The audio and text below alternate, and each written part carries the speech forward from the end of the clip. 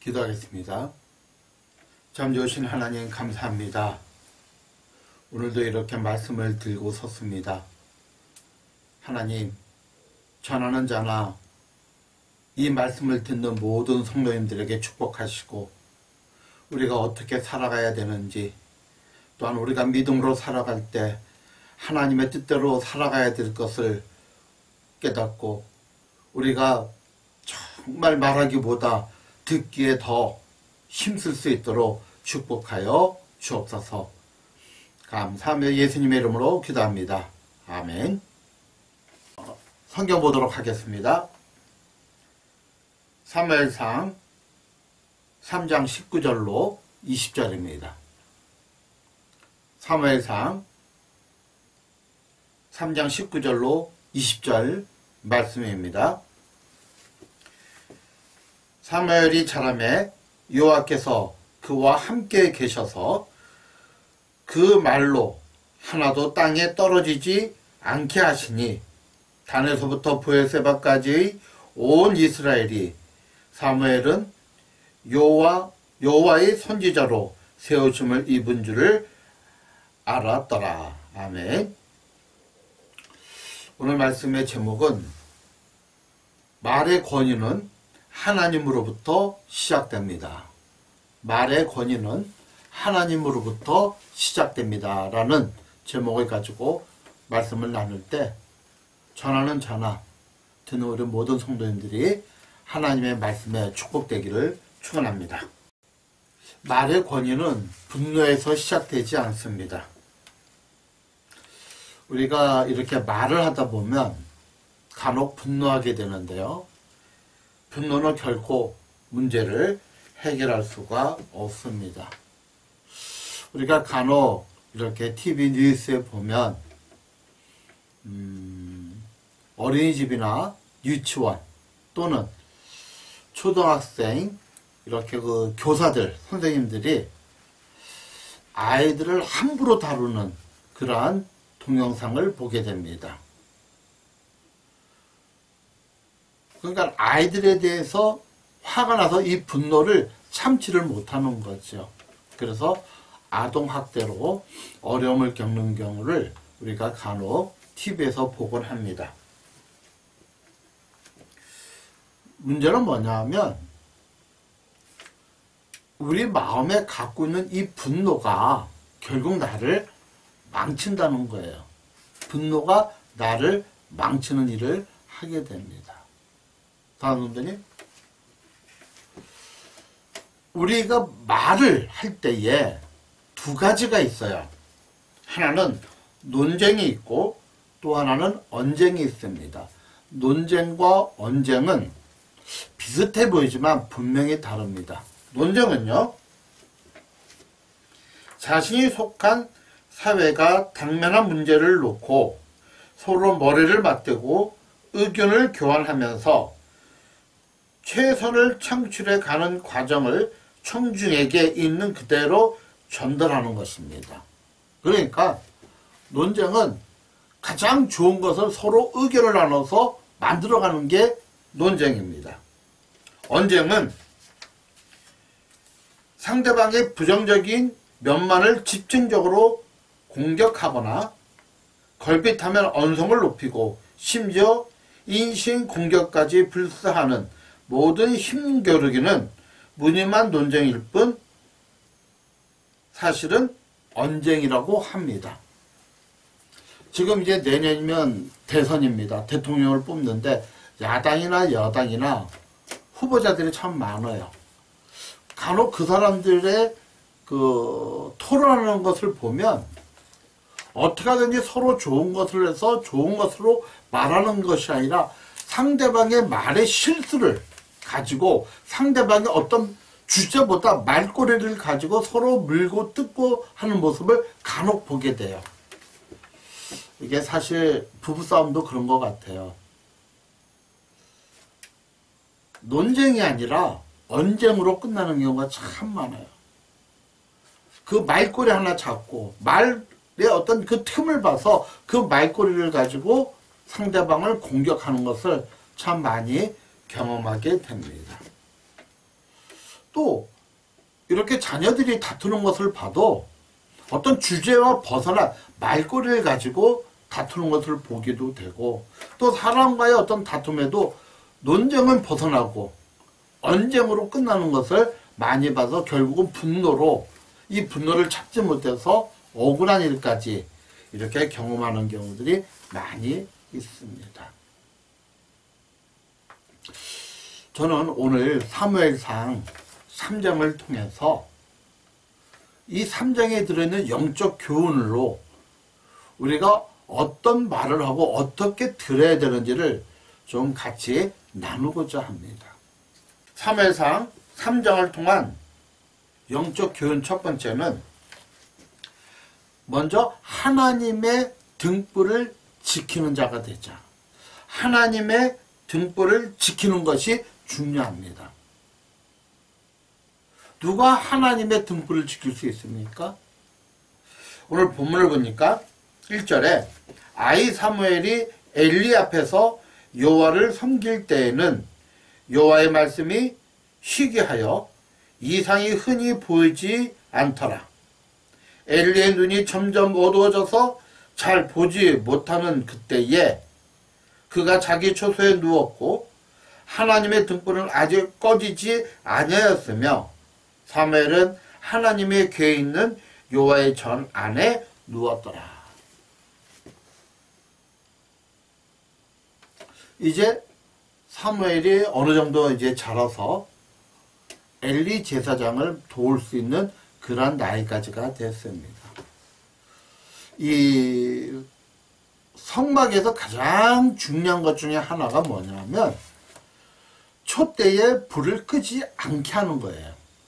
계속 촛대에 불이 밝혀져야 됩니다. 그런데 그 일은 누가 해야 되냐면 제사장들이 해야 돼요. 근데 엘리 제사장이 나이가 90세가 넘었어요. 그러다 보니까 제사장이 눈도 침침해지고 그 일을 하지 못하게 됩니다. 그런데 제사장이 그 일을 못하면 누가 해야죠? 그의 아들들 홈리와 비니아스가 그 일을 감당해야 됩니다. 하지만 우리가 2장에서 봤듯이 홈리와 비니아스는 하나님의 성전에서 등불을 밝히는 것보다 그가 원하는 것이 뭐죠? 바로 하나님의 재물을 자기 것으로 갈취하는 것에, 하나님의 것을 자기 것으로 소유하는 것에 더 관심이 있는 거예요. 말씀보다는 물질에 더 큰 관심이 있기 때문에 하나님의 일을 하는 것보다는 어떻게 하면 하나님을 통해서 더 많은 이익을 갖는 것에 더 큰 관심을 갖는 사람들입니다.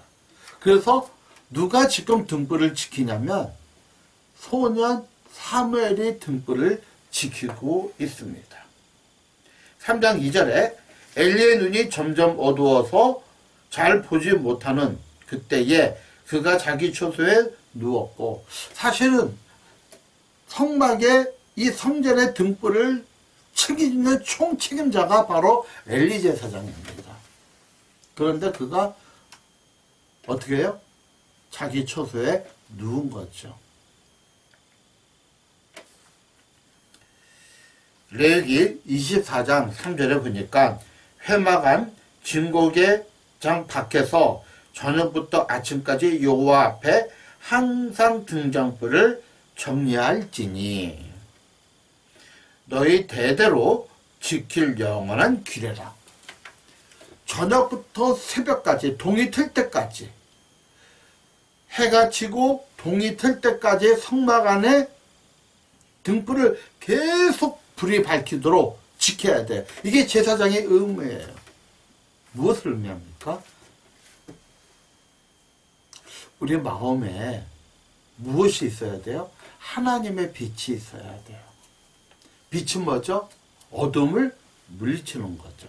빛은 어둠을 물리치는 겁니다. 서론에서 잠깐 말씀을 드렸지만 우리의 언어, 저와 여러분이 사용하는 언어, 이게 논쟁입니까? 언쟁입니까? 서로 좋은 것을, 의견을 나눠서 좋은 것을 만듭니까? 아니면 다툼으로, 언쟁으로 끝이 납니까? 사랑성도님, 우리 안에 빛이 있으면 언쟁이 아니라 논쟁이 되고, 어느 순간에 우리 안에 빛이 사라지면, 그 빛이 소멸되어 가면 논쟁이 아니라 언쟁으로 끝이 나게 되어 있습니다. 가장 중요한 것은 과연 우리 안에 빛이 있냐 이거죠. 우리는요, 예수님이 우리에게 뭐라고 말씀하셨냐면 너희는 세상의 빛이라고 말씀하셨어요. 그런데 예수님께서 세상의 빛이라고 할 때 우리 스스로는 빛을 낼 수가 없어요. 우리는 반사체입니다. 우리가 점점 주님과 가까우면 가까울수록 저와 여러분은 빛이에요. 빛이 나요. 빛이 나면 무엇이 옳고 그름을 알 수가 있고, 무엇을 말하고 무엇을 말하지 말아야 함을 분명히 깨달을 수가 있어요. 왜? 빛이니까요. 알아요. 내가 이 말을 하지 말아야 된다는 것을 압니다. 그러나 내가 어려움이 있어도 이 말은 꼭 해야 된다는 것을 압니다. 그러나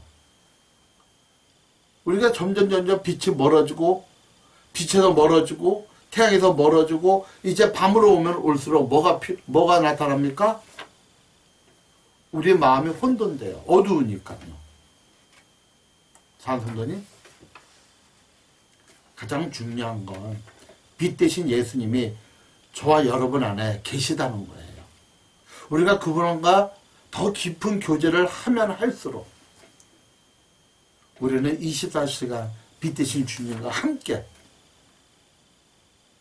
빛의 역할을, 세상의 빛의 역할을, 가정에서의 빛의 역할을, 우리가 소속되어 있는 곳에서 빛의 역할을 언제든지 할 수 있음을 믿으시기를 축복합니다. 두 번째는 사무엘상 3장을 통한 영적 교훈 두 번째는 강요가 아닌 듣는 마음이 중요하다. 강요가 아닌 듣는 마음이 중요합니다. 사실 우리는 듣기보다는 말하기를 좋아해요. 참 그게 사람의 심리인 것 같아요. 말하기를 좋아해요. 근데 말이 많으면 또 뭐가 많아요? 실수가 많아요. 오늘 본문을 보면 사무엘이 하나님의 음성을 듣게 됩니다.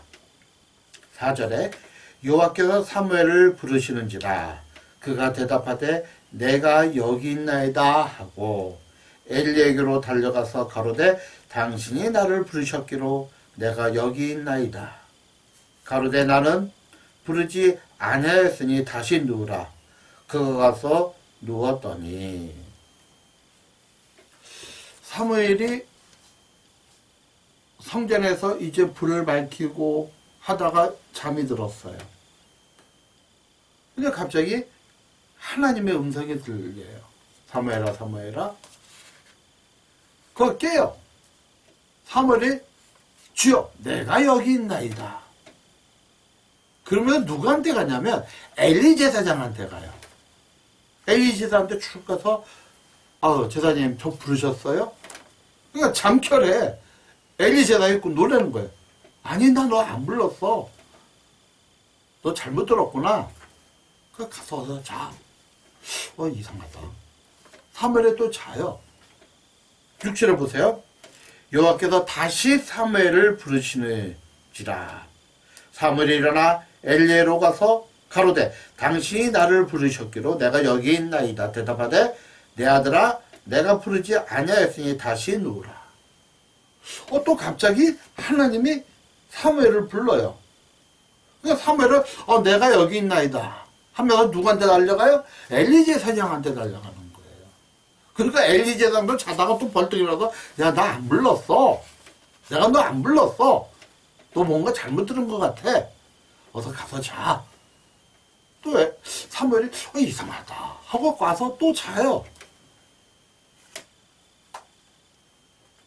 그러면서 7절에 사무엘이 아직 여호와를 알지 못하고 여호와의 말씀도 아직 그에게 나타나지 아니한 때라. 그러니까 사무엘은 단 한 번도 하나님의 음성을 들어본 경험이 없어요. 그러니까 사무엘이 하나님께서 사무엘을 부르니까 사무엘은 누가 자기를 부르는 걸로 착각을 해요? 엘리 제사장이 자기를 부르는 걸로 착각을 하게 돼 있죠. 8절 보세요. 여호와께서 세 번째 사무엘을 부르신지라 그가 일어나서 엘리에게로 가서 가로되 당신이 나를 부르셨기로 내가 여기 있나이다. 엘리가 여호와께 서서 이 아이를 부르신 줄을 깨달았고 그때 비로소 엘리 제사장은 깨달은 거예요. 이거는 내가 이 아이를 부르지 아니했는데 불렀다고 계속 오는 것은 혹시 하나님께서 이 아이를 부르지 않았는가?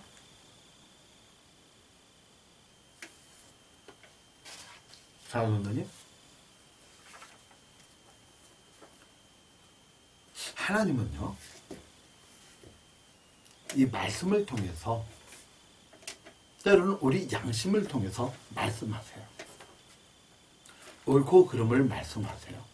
해야 할 것과 하지 말아야 할 것을 말씀하세요.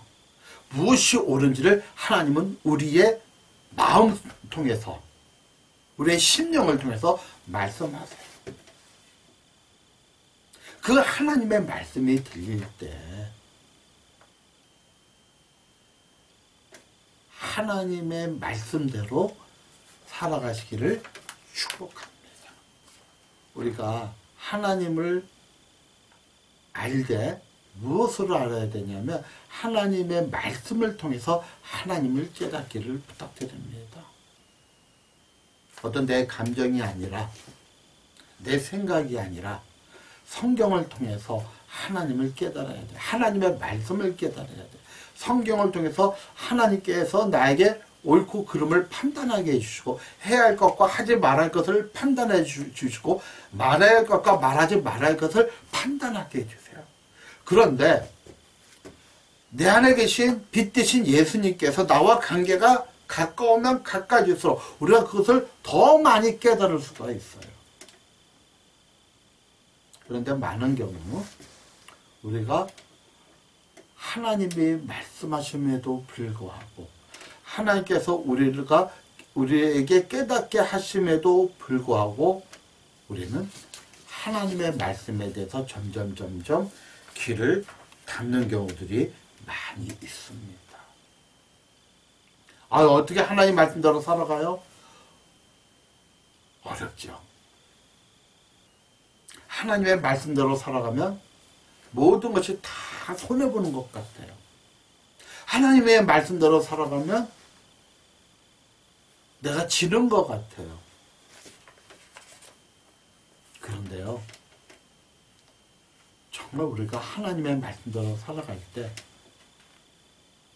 하나님은 결코 우리를 패배자로 만들지 않고 우리를 승리자로 만드신다는 것을 기억하시기를 축복합니다. 승리자로. 그러면서 9절에 보니까 이에 사무엘에게 이르시되 가서 누웠다가, 그러니까 엘리 제사장은 사무엘이 밤에 새벽에 3번씩 오는 것을 깨닫고 하나님께서 여호와 하나님께서 사무엘을 부르신다는 것을 깨달았어요. 그러면서 뭐라고 얘기해요? 누웠다가 그가 너를 부르시거든 네가 말하기를 여호와여 말씀하소서 주의 종이 듣겠나이다 하라. 이에 사무엘이 가서 자기 처소에 누운지라. 중요한 게 뭐죠? 말씀하소서 주의 종이 듣겠나이다. 우리가 살아가면서 하나님의 음성을, 하나님의 말씀을 묵상하면서 하나님 내게 어떻게 살아가기를 원하는지를 알고 깨달아야 돼요. 하나님은 오늘도 우리 안에서 우리가 들은 하나님의 말씀, 공부한 하나님의 말씀, 읽은 하나님의 말씀을 통해서 우리에게 말씀하세요. 우리가 깨닫게 하세요. 그게 지혜예요. 모든 지혜는 하나님으로부터 시작이 됩니다. 우리 안에 진실됨이 있기를 주의 이름으로 축복합니다. 설령 그것이 나에게 손해될지라도 하나님 앞에 진실되기를 축원합니다. 그래서 솔로몬이 1000번제를 드리고 나서 하나님 앞에 소원을 말합니다. 1000번제를 드리니 하나님께서 솔로몬에게 네 소원을 말하라고 얘기합니다. 그때 열왕기상 3장 9절에 이렇게 얘기합니다. 누가 주의 이 많은 백성을 재판할 수 있사오리이까? 듣는 마음을 종에게 주사 주의 백성을 재판하여 선악을 분별하게 하옵소서. 지금 솔로몬이 하나님 앞에 1000번제를 드리고 나서 하나님께서 네가 원하는 소원을 말하라 할 때 그는 금도 은도 군사력도 정치력도 아닙니다. 오직 하나, 나는 어리석으니 백성들을 재판할 때 듣는 마음을 달라는 거예요. 듣는 마음. 하나님께서 귀하게 여긴 거예요. 그래서 구하지 아니한 것까지 하나님이 다 허락하십니다. 듣는 마음. 사도님, 우리에게 정말 필요한 것은 사람의 마음을 들어야 돼요. 듣는 마음. 듣는 마음이 중요합니다. 근데 참 듣는 마음을 갖기가 쉽지가 않죠. 사람에게도 듣는 마음을 갖기가 쉽지 않고 또한 하나님의 말씀을 들음에도 불구하고 행하지 아니하며. 그래서 예수님께서 마태복음 11장 15절에 귀 있는 자는 들을지어다. 이렇게 말씀하세요. 귀 있는 자는 들을지어다. 귀가 없나요? 귀 다 있죠. 다 들리죠. 이 얘기는 뭐죠? 듣고 행하는 자는 들을지어다. 듣고 행하는 자. 그래서 성경은 뭐라고 얘기하죠? 듣는 자가 복 있는 것이 아니고 듣고 행하는 자가 복이 있다. 그래요. 우리가 수없이 하나님의 말씀을 들으면 무슨 소용이 있어요? 또 내 마음속에 하나님의 말씀이 기억나면 그게 무슨 소용이 있어요? 하나님께서 내 마음에 옳고 그름을 판단하게 해주시고 해야 할 것과 하지 말을 것을 알게 해주시는데 그게 무슨 소용이 있어요? 행하지 않으면 하나님이 아니라고 하면 아니는 것이고 하나님이 옳다면 옳은 것으로 가야 되고 하나님이 하지 말라면 하지 말아야 되는 거고 하나님이 하라면 하는 거죠. 왜 우리가 하나님으로부터 점점 멀어집니까? 왜 우리가 하나님의 말씀을 귀하게 여기지 않습니까? 첫째는 들리지 않고 둘째는 들어도 행하지 않기 때문에 그러합니다. 그래서 솔로몬은 듣는 마음을 주옵소서. 사람의 말을 잘 듣게 해주시고 하나님의 말씀을 잘 듣는 마음을 주십시오.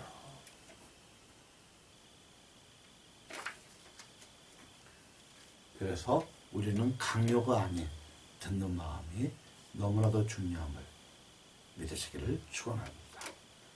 마지막 사무엘상 3장을 통한 영적 교훈 세 번째는 강압이 아닌 거부할 수 없는 말의 권위가 필요합니다. 사무엘상 3장 19절에 사무엘이 자라매 여호와께서 그와 함께 계셔서 이게 중요해요. 여호와께서 그와 함께 계셔서 그 말로 하나도 땅에 떨어지지 않게 하시니 하나님이 사무엘과 함께 계셔서 하나님의 어린 사무엘과 함께 계셔서 하나님께서 아직까지 성령이 되지 못한 청소년인 사무엘과 함께 계셔서 어릴 때부터 그 말이 하나도 땅에 떨어지지 아니했다.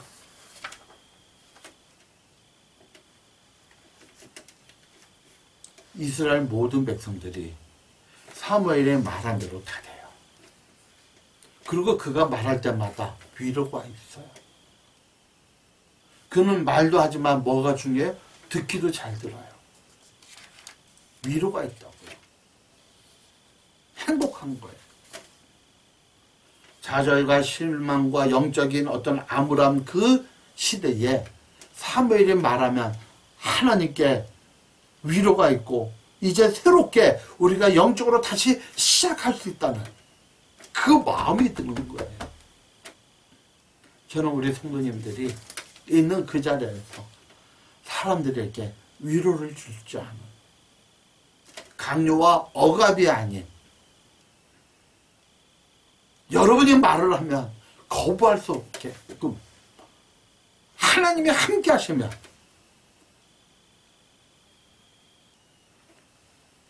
여호와께서 사무엘과 함께 하시며 그의 말이 땅에 떨어지지 아니한 것처럼 그런 말의 힘 어디서 나온다고요? 하나님으로부터 나옵니다. 우리가 하나님과 더욱더 친밀하게 더욱더 하나님과 가까이 말씀을 묵상하고 말씀대로 살아갈 때 여러분의 말에는 권위가 있을 겁니다. 그리고 여러분을 통해서 수많은 사람들이 위로함을 받을 수 있을 것입니다. 그런 저와 여러분이 되시기를 주의 이름으로 축원드립니다. 아멘. 기도하겠습니다. 하나님, 오늘 말씀을 통하여 깨닫습니다. 듣는 자보다 말하는 자보다 듣는 자가 더 복됨을 기억합니다. 우리는 듣기보다는 말하기를 좋아하고 말하기를 좋아하다 보니 실수도 많이 합니다. 먼저 우리 마음에 하나님의 등불, 빛 대신 예수 그리스도를 통하여 우리를 밝히게 하여 주시고 강요가 아닌 듣는 마음을 갖게 하시고 억압이 아닌 거부할 수 없는 말이 되게 하여 주옵소서. 하나님 우리와 함께 하심으로 우리가 오늘도 말을 해야 되고 내일도 말을 해야 되고 살아갈 동안 끊임없이 대화를 해야 되는데 우리가 할 수 있거든. 하나님이 나와 함께 하심을 알고 깨닫게 하시고 듣는 자가 복되게 하여 주옵소서. 우리가 말을 할 때에는 거부할 수 없는 말의 권위를 허락하여 주옵소서. 감사하며 예수님의 이름으로 기도합니다. 아멘. 오늘서부터 그 추석 연휴가 시작이 됩니다.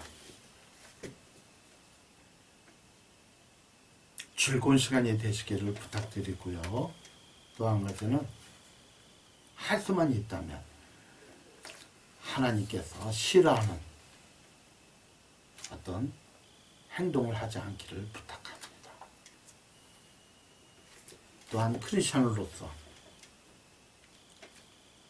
좀 조심할 수 있는 그런 모습으로 또 그렇게 살아가시기를 부탁드립니다. 뭐 몇 가지만 잠깐 얘기할게요. 제사를 지내지 않기를 부탁드리고요. 제사를 지낼 수밖에 없는 상황이라면 절을 하지 않기를 부탁드립니다. 또 하나, 술을 드시는 문제 있죠. 뭐 기독교는 술을 마셔야 된다, 마시지 말아야 된다, 이 논쟁이 아니에요. 일반적으로 기독교에는 술을 마시지 말아야 된다는 것이 성경에는 기록이 안 되어 있지만 우리 정서가 그래요. 기독교는 술, 담배 하지 말아야 된다. 이게 우리 정서예요. 기독교의 정서, 우리나라의 문화예요. 예를 들어 볼게요. 여러분이 제가 술을 마시고 담배 피는 모습을 봤다면 제 설교 듣겠어요? 교회 떠날 겁니다. 왜죠? 그게 정서니까. 그래서 사도 바울이 고기를 먹는 것이 죄가 아니지만 내가 고기를 먹음으로 인하여 상처받는 또 시험받는 성도가 있다면 나는 평생 고기를 먹지 않겠다 했거든요. 여러분이 교회 집사, 성도라고 하는데 술 또는 담배 피는 걸로 인하여 혹시 여러분의 자녀가 상처를 받는다면 그건 조금 문제가 되죠. 어쨌든 조심해 주시기를 부탁을 드립니다. 어쨌든 즐거운 추석이 되시기를 부탁드립니다. 기도하겠습니다.